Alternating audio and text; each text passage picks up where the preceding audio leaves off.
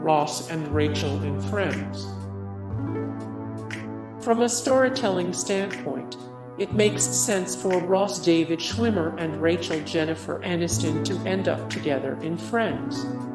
However, that does not take away from the fact that the two characters make a horrible couple.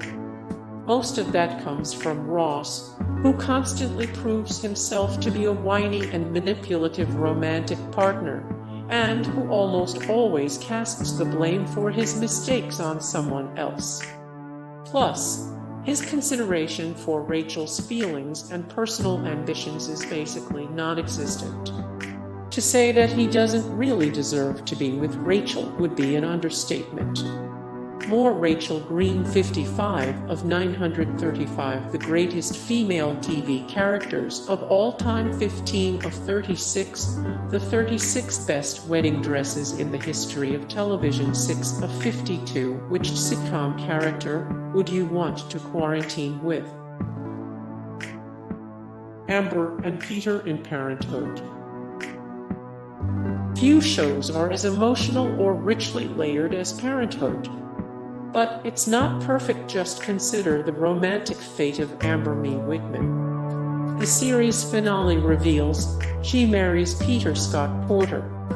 Even in the finale, Parenthood goes out of its way to illustrate the long-lasting and strong bond Amber shares with Ryan Matt Lauria.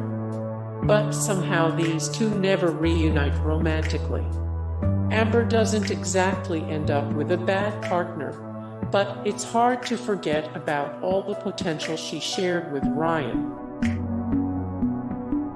Rachel and Jesse in Glee. It's hard to truly hate on this particular TV endgame, but it's still disappointing. Creator Ryan Murphy had intended for Glee to end with Rachel Lee Michelle reuniting with Finn Corey Monteith. But Monteith tragically died before the series finished its run, making that particular coupling impossible. Instead, Murphy and company have Rachel end up with her ex-boyfriend, Jesse St. James Jonathan Groff. It's not the worst ending, but it's sad nonetheless. More Rachel Berry 87 of 107 The best dressed female TV characters 3 of 20 TV characters way too poor to realistically afford their lifestyles 4 of 35 Glee characters that deserve a record contract. Rory and Logan in Gilmore Girls. Gilmore Girls fans are understandably upset with how Rory Gilmore Alexis Bledel is handled throughout the show's 2016 Netflix revival. But nothing is quite as frustrating as learning that Rory is still involved with Logan Matt Cesarchi, an entitled man-child who spends almost his entire relationship with Rory in the original series manipulating and taking advantage of her. That pattern continues in the revival as well. Logan tries to keep Rory on the back burner, ready for him whenever he has the time to give her attention. This is very different from how Rory's other main love interest, Jess Milo Ventimiglia, acts around her. He's constantly respectful and caring. Most viewers think Jess and Rory will eventually end up together, given the open-ended nature of Rory's pregnancy at the end of the revival.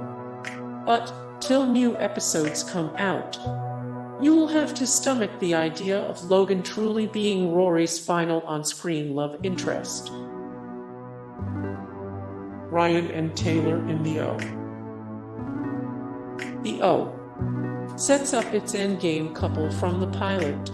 Ryan Ben McKenzie is destined to be with Marissa Mishaw Barton. And despite a few hiccups, that's exactly what happens. Until, that is, Mishaw Barton decides to leave the show. In response, the O writers kill off Marissa in the show's heartbreaking Season 3 finale. But because Ryan can't end the series alone and heartbroken, he couples up with Taylor Autumn Reesser, a character who reads as little more than a mild annoyance. No matter how hard the show tries to make Ryan and Taylor's relationship believable, it never manages to measure up to the bond between Ryan and Marissa. Emma and Spinner in Degrassi.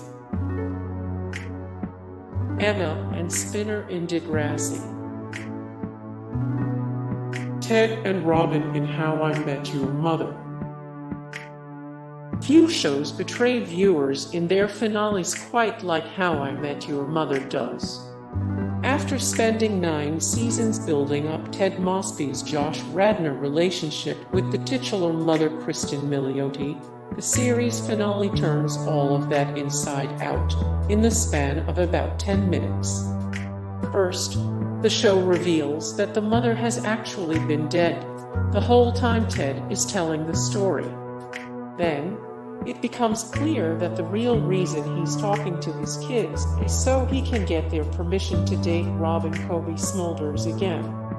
It's a real slap in the face, especially after the Him writers spent 9 years establishing all the reasons that Ted and Robin can't sustain a long-term relationship together.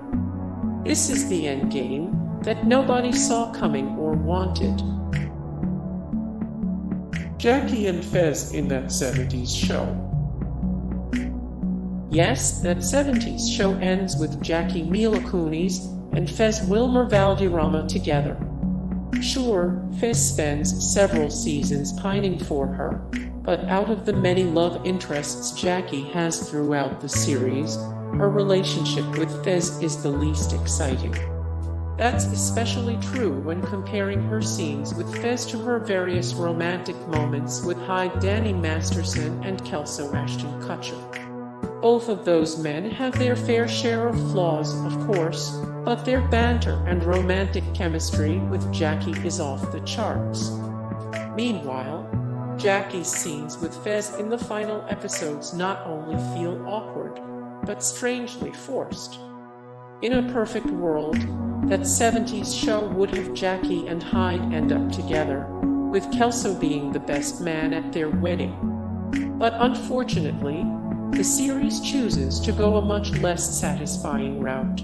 Hey guys, thank you so much for the support and likes and comments down below, and also thank you so much for watching, and I look forward to see you in the next video. Then take care, bye.